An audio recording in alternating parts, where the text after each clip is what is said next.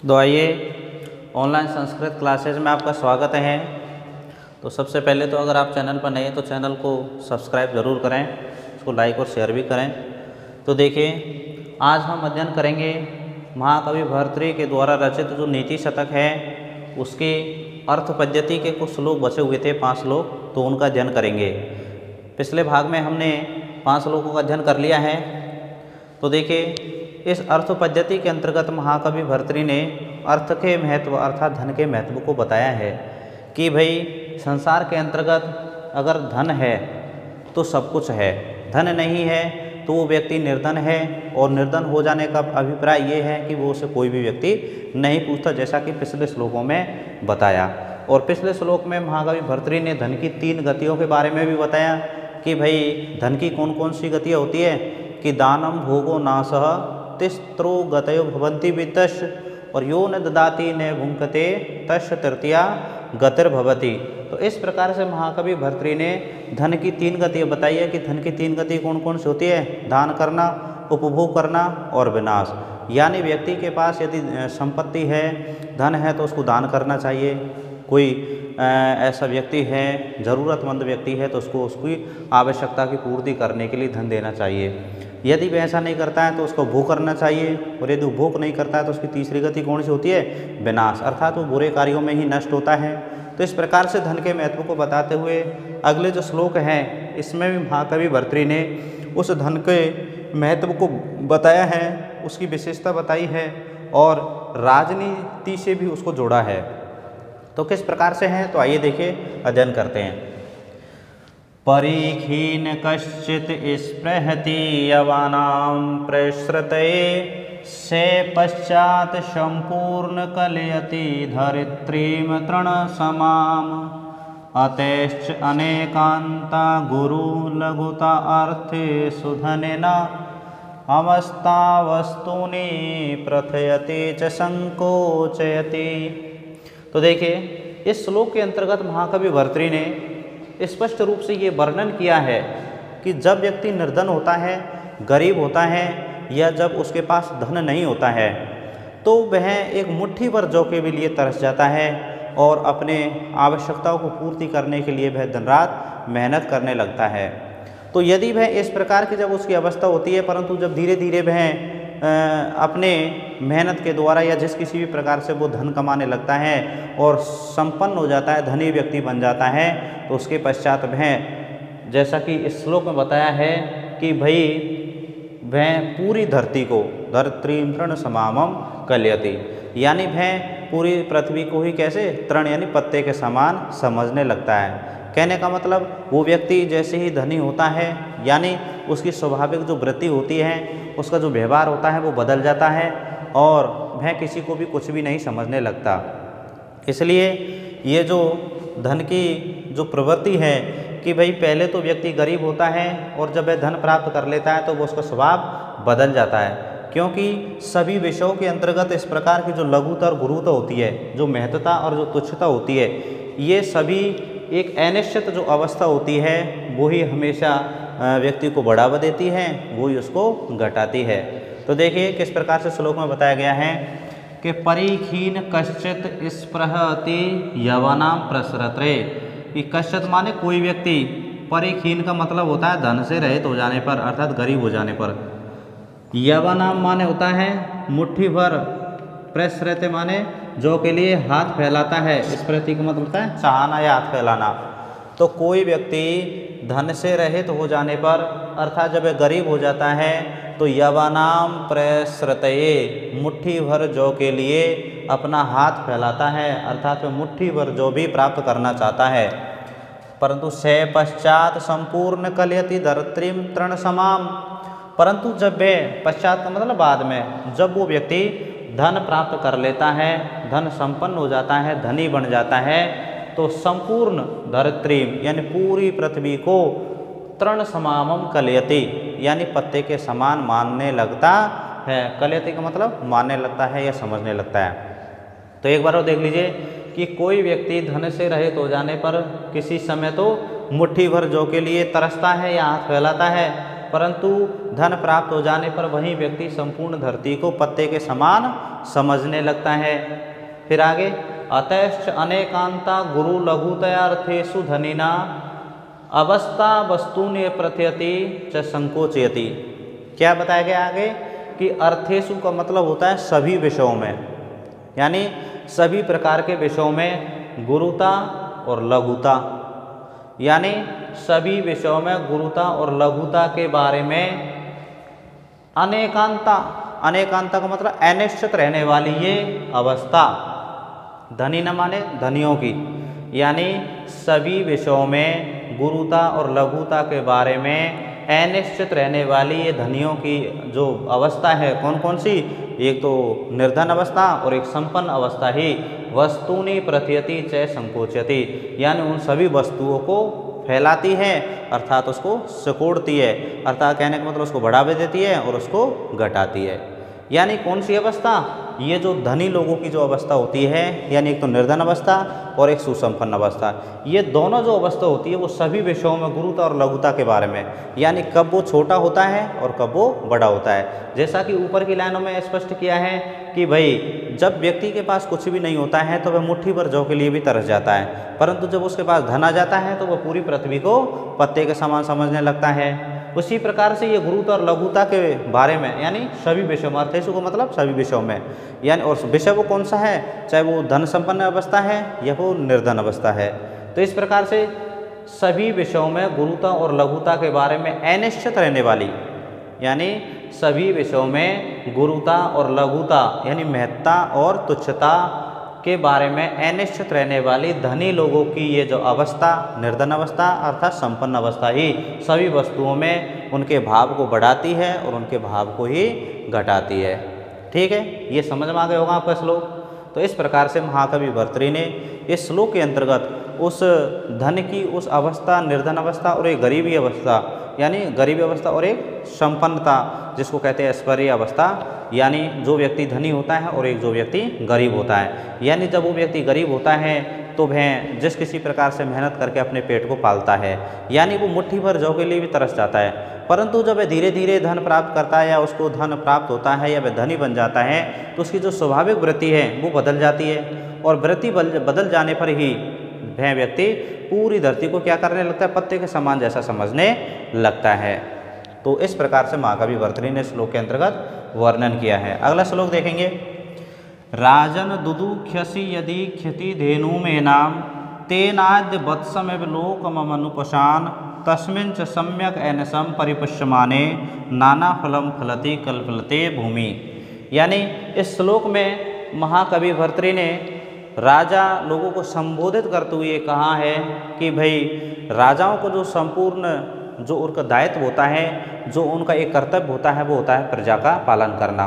यदि वह प्रजा का पालन ठीक तरह से करेंगे तो वो एक राजा कहलाने के लायक होगा, अर्थात वो राजा उस राज्य के लिए ही श्रेष्ठ माना जाएगा। परंतु जो राजा इस प्रकार से आलस्य करके या अपनी प्रजा को दुखी करता है वो किसी प्रकार से राजा कहलाने लायक नहीं है। तो यहाँ इस श्लोक के अंतर्गत महाकवि भर्तृहरि ने उस राजा को संबोधित करते हुए कहता है कि हे राजन, राजन का मतलब हे राजन, दुदुख्यसि का मतलब दुहना चाहते हो, यदि माने यदि, खेती धेनु में नाम, खेती माने पृथ्वी और धेनु माने रूपी गाय, नाम माने इसको, यानी हे राजन यदि तुम इस पृथ्वी रूपी गाय को दुहना चाहते हो। भाई कहने का मतलब ये हुआ कि जब हम गाय का दूध निकालते हैं तो गाय का दूध निकालने ऐसा तो है नहीं कि भाई उसको हम कुछ भी नहीं खिलाएं, चारा वगैरह कुछ भी नहीं डालें और वो वैसे ही दूध दे दे, तो ऐसा कदापि संभव नहीं है। जब हम गाय को अच्छा चारा खिलाते हैं, उसको अच्छी तरीके से उसका पालन पोषण करते हैं, तब वह हमें अच्छी तरीके से दूध भी देती है। तो यहाँ पर पृथ्वी को एक गाय की उपमा दी गई है कि हे राजन तुम इस पृथ्वी पर शासन कर रहे हो, यानी इस धरती पर जो तुम राज्य कर रहे हो, यदि इसमें तुम इस प्रजा को खुश रखना चाहते हो तो इस प्रजा का किसकी तरह पालन करना होगा, बछड़े की तरह, है ना। जिस प्रकार से एक गाय भी बछड़े को कितना पाल पोसती है, वो उसको दूध पिलाती है और बड़ा करती है ना, तो उसी प्रकार से श्लोक के अंतर्गत महाकवि भर्तृहरि ने किया है, वर्णन किया है कि हे राजन यदि तुम इस पृथ्वी रूपी गाय को दुहना चाहते हो तो तेन अद्य वत्सम लोकम अनुपोषान, तो तेन माने इस कारण से अद्य माने अभी, वत्सम माने होता है वछड़े की तरह, लोकम माने इस पृथ्वी का, अमुम माने इस, यानी इस पृथ्वी का पोषण माने पोषण करो। यानी हे राजन, यदि तुम इस पृथ्वी रूपी गाय को दुहना चाहते हो तो बछड़े की तरह इस लोक का पालन कीजिए। तस्मिन च सम्यक एनसम परिपुष्य माने, तस्मिन क्योंकि इसी प्रकार, तस्मिन माने इस लोक के अंतर्गत, सम्यक एनसम, सम्यक माने ठीक तरह से, एनसम माने निरंतर, परिपुष्य माने पालन किए जाने से। यानी हे राजन, यदि तुम इस प्रकार से निरंतर ठीक तरह से उसका पालन करोगे तो नाना फलम फलती कल्पलते भूमि, तो ये भूमि यानी ये पृथ्वी कल्पलता की तरह नाना फलम फलती अनेक प्रकार के फल प्रदान करती है। तो आपके श्लोक समझ में आया कि भाई महाकवि भर्तृहरि क्या कह रहे हैं कि हे राजन, यदि तुम इस पृथ्वी रूपी गाय को दुहना चाहते हो तो बछड़े की तरह इसका, ये संसार का अर्थात इस धरती का पालन पोषण करो, क्योंकि इस प्रकार से यदि तुम इस ठीक तरह से पालन पोषण करोगे, अर्थात ठीक तरह से लगातार पालन पोषण की जाती हुई ये भूमि भी कल्पलता की तरह अनेक प्रकार के फल प्रदान करती है। ठीक है, तो इस प्रकार से ये श्लोक का अर्थ हुआ। अब हम अगला श्लोक देखेंगे। सत्या एनृता च पुरुषा प्रियवादिनी च हिंस्रा दयालुरपि चार्तपरा वदान्या नित्यव्यया प्रचुरः अनित्यधनागमा च वरांगनेव नपनीति अनेक रूपा। तो देखिए, इस श्लोक के अंतर्गत भी महाकवि भर्तृहरि ने क्या वर्णन किया है कि भाई जो राजनीति होती है, यानी यहाँ पर जो राजनीति की तुलना किस प्रकार से की है, उस धन संपत्ति से, अर्थात उस प्रकार की स्थिति से की है कि भाई ये जो राजनीति होती है ये एक स्त्री की तरह अनेक रूपों वाली होती है। कैसे कैसे? तो देखिए, यानी हे राजन, नृप नीति माने राजनीति, अनेक रूप माने अनेक रूपों वाली होती है, बारांगने माने स्त्रियों की तरह, और स्त्रियों की तरह यहाँ पर यानी स्त्रियों का स्वभाव कैसा होता है वो इस प्रकार से यहाँ पर बताया गया है कि सत्या अनृता, सत्य का मतलब सत्य बोलने वाली, और अनृता का मतलब झूठ बोलने वाली, यानी कभी सत्य तो कभी झूठ बोलने वाली। परुषा प्रिय बादनी चे, और कभी परुषा का मतलब होता है कठोर, ये परुषा है, परुषा प्रिय बादनी चे, कभी कठोर और कभी प्रिय बोलने वाली। हिंस्रा दयालु रपि, हिंस्रा का मतलब कभी हिंसक स्वभाव वाली तो कभी दयालु। च अर्थपरा वदान्य, अर्थपरा का मतलब कभी धन को व्यय करने वाली, अर्थात उदार स्वभाव, वदान्य मतलब कभी उदार स्वभाव रखने वाली। नित्य व्यय, कभी हमेशा धन को बर्बाद करने वाली, तो प्रचुर अनित्य धनागमा, तो कभी अत्यधिक धन को लाने वाली। वारांगने नपनीति अनेक रूपा, यानी ये राजनीति स्त्री की तरह अर्थात वरांगना की तरह अनेक रूपों वाली होती है। ठीक है, तो यह आया आपके समझ में। पर और देख लीजिए कि सत्या अनृता च परुषा प्रियवादिनी हिंस्रा दयालु अपि च अर्थपरा वदान्येव नित्य व्यया प्रचुर नित्य धनागमा च वरांगनैव नपनीति अनेक रूपा, कि ये राजनीति कभी सत्य तो कभी असत्य बोलने वाली, कभी कठोर तो कभी प्रिय बोलने वाली, कभी हिंसक स्वभाव रखने वाली तो कभी दयालु। चार्थपरा वदान्य, कभी स्वार्थ परायण तो कभी, वदान्य का मतलब क्या होता है उदार स्वभाव रखने वाली, कभी अत्यधिक व्यय करने वाली तो कभी प्रचुर मात्रा में धन लाने वाली। वरांगना स्त्री की तरह ही ये राजनीति अनेक रूपों वाली होती है। आगे होगा आपको समझ में। एक बार और देख लीजिए कि सत्या अनृता, सत्य बोलने वाली तो कभी झूठ बोलने वाली, कठोर बोलने वाली तो कभी प्रिय बोलने वाली, हिंसक स्वभाव वाली कभी दया का स्वभाव रखने वाली, स्वार्थ परायण तो कभी उदार स्वभाव वाली, अत्यधिक व्यय करने वाली तो कभी अत्यधिक धन को प्राप्त कराने वाली। जो राजनीति स्त्री की तरह अनेक रूपों वाली होती है, यानी वरांगना ने, यानी उस स्त्रियों की तरह ही ये राजनीति अनेक रूपों वाली होती है। अब देखो यहाँ पर स्त्री का स्वभाव और एक राजनीति के स्वभाव की तुलना की गई है कि भाई जिस प्रकार से राजनीति में क्या क्या चीज़ होता है कि आदमी सत्य भी बोलता है तो झूठ पर झूठ भी बोलता है, कभी कठोर भी होते हैं तो कभी प्रिय भी बोलते हैं, कभी हिंसा का मतलब माहौल भी बनाते हैं तो कभी दया का, कभी स्वार्थ परायण भी हो जाते हैं तो कभी उदार हो जाते हैं, कभी बहुत अत्यधिक धन खर्च करते हैं तो कभी प्राप्त भी करते हैं। इस प्रकार से स्त्री की तरह ये राजनीति बहुत रंगों वाली होती है। ठीक है, अब हम अगला श्लोक देखेंगे। आज्ञा कीर्ति पालनम ब्राह्मणानां दानं भोगो मित्र संरक्षणं च येषामेते षड्गुणान् प्रवृत्ता को अर्थ तेषां पार्थिवोपाश्रयेन। तो देखिए, इस श्लोक के अंतर्गत भी उस राजा के बारे में बताया गया है कि भाई जो राजा अपने राज्य के अंतर्गत यानी शासन करता है तो उसको कई नियमों का पालन करना पड़ता है। तो इस श्लोक में कुछ ऐसे गुण अर्थात 6 नियम बताए हैं कि भाई इस प्रकार का अगर राजा नहीं है तो उसके राज्य में रहने से कोई लाभ नहीं।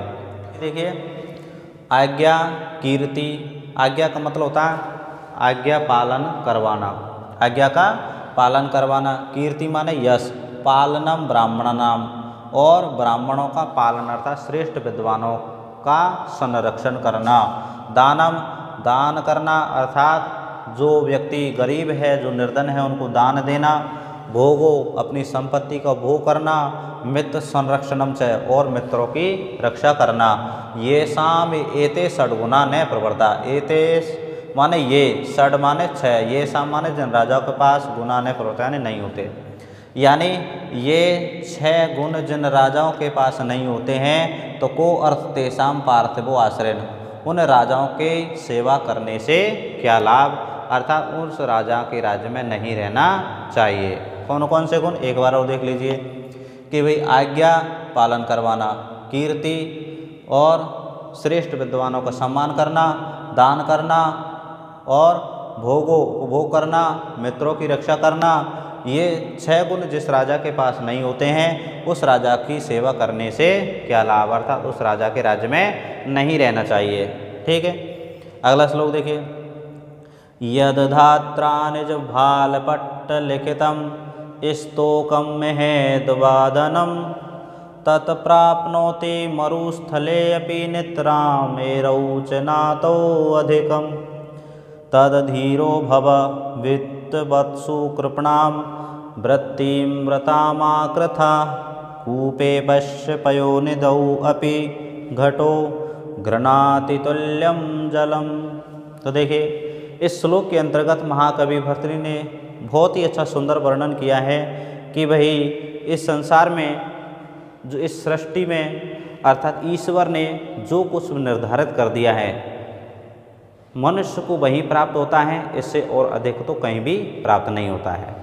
देखिए, तो इस प्रकार से क्या क्या वर्णन इस श्लोक में महाकवि भर्तृहरि ने किया है। तो देखिए, यद माने दो, धात्रा का मतलब विधाता के द्वारा, निज भाल पट्ट लिखिता माने अपने मस्तक पर जो लिख दिया है, अर्थात अपने जो ललाट में जो लिख दिया गया है। स्तोकम माने कम, महत माने ज़्यादा, वामन अथवा धनम माने धन, यानी विधाता के द्वारा कम अथवा ज़्यादा जितना भी जो धन है अपने ललाट में जो लिख दिया गया है, तत्प्राप्नोति मरुस्थले अपि, तत्माने उसे प्राप्नोति माने प्राप्त कर लेता है मनुष्य, मरुस्थले अपि माने मरुस्थल में भी, नेत्राम माने अत्यधिक अर्थात अवश्य रूप से, यानी विधाता के द्वारा अपने ललाट में जो भी कम या ज़्यादा धन जो लिख दिया है उसे वह मनुष्य मरुस्थल में भी प्राप्त कर लेता है। मेरौ चनात न आतो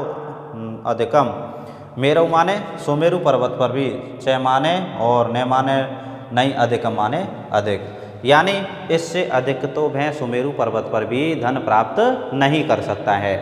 ठीक है, आया आपके समझ में कि भाई विधाता के द्वारा जो अपने मस्तक पर अधिक या कम जो धन लिख दिया है वह मनुष्य उसको तो मरुस्थल में भी प्राप्त कर लेता है। मेरौ च न तो अधिकम, इससे अधिक तो वह सुमेरु पर्वत पर भी प्राप्त नहीं कर सकता। तद धीरो भव, इसलिए हे लोगो धैर्यशाली बनो। धीरो का मतलब होता है धैर्यशाली, भव माने हो जाओ अर्थात बनो, यानी धैर्यशाली बनो। वित्तवत्सु कृपणाम व्रतिम वृथा मा कृथा, कि वित्तवत्सु माने धनी लोगों के सामने, कृपणाम का मतलब होता है कृपणाम व्रति माने दीनता पूर्वक व्यवहार, व्यर्थ माने व्यर्थ ही, माँ माने मत, कृथा माने करो, इसलिए हे व्यक्तियों यानी हे लोगों, तुम धैर्यशाली बनो और जो धनवान लोग हैं उनके सामने व्यर्थ ही दीनतापूर्वक व्यवहार मत करो। कूपे पश्य पयोनिधौ अपि घटो, घटो माने घड़े को, पश्य माने देखो कि घड़े को देखिए कि वह कुएं पे माने कुएं से भी, और पयोनिधौ माने समुद्र से भी, गृह्णाति तुल्यम जलम यानी केवल और केवल समान जल ग्रहण करता है। यानी हम देखते हैं जब घड़े को हम कुएं में अंदर ले जाते हैं, डालते हैं, उसे जल ग्रहण करते हैं, तो घड़े में जितना जल उसमें समाएगा तो वह उतना ही ग्रहण करेगा, चाहे उसको हम समुद्र में डुबा लेते हैं, चाहे हम उसको कुएं के अंतर्गत डुबाएंगे। तो इस प्रकार से महाकवि भर्तृहरि ने एक घड़े का उदाहरण दे करके और परमात्मा के उस सृष्टि की उस प्रक्रिया के बारे में यहाँ पर समझाया है कि भाई ये संसार के अंतर्गत मनुष्य को हमेशा जो कुछ भी प्राप्त होता है वो केवल और केवल ईश्वर की कृपा से ही प्राप्त होता है। यानी विधाता के द्वारा कम या ज़्यादा धन जो भी अपने मस्तक पर, ललाट पर जो लिख दिया है उसको तो वह कहीं भी मरुस्थल में भी प्राप्त कर लेता है, और यदि इससे अधिक प्राप्त करना चाहता है तो अगर वो सुमेरु पर्वत पर भी चला जाए तो उसको नहीं मिलेगा। इसलिए हे व्यक्तियों, हे लोगों, धैर्यशाली बनो और वित्तवत्सु कृपणाम व्रतिम, जो धनी लोग हैं उनके सामने दीनतापूर्वक व्यवहार मत करो। कूपे पश्य पयोनिधौ अपि घटो यानी घड़े को देखिए कि वह कुएं से और समुद्र से भी केवल समान जल ही ग्रहण करता है, अर्थात भरता है। ठीक है, तो इस प्रकार से आपकी ये अर्थ पद्धति है। इसके अंतर्गत टोटल 10 श्लोक थे, ये हो गए हैं। अब हम अगले भाग में अगली पद्धति का अध्ययन करेंगे। तब तक आप पढ़ते रहिए, अभ्यास करते रहिए, और वीडियो आपको अच्छा लगा हो तो कमेंट ज़रूर करिए और उस चैनल को सब्सक्राइब भी करिए। ठीक है, धन्यवाद।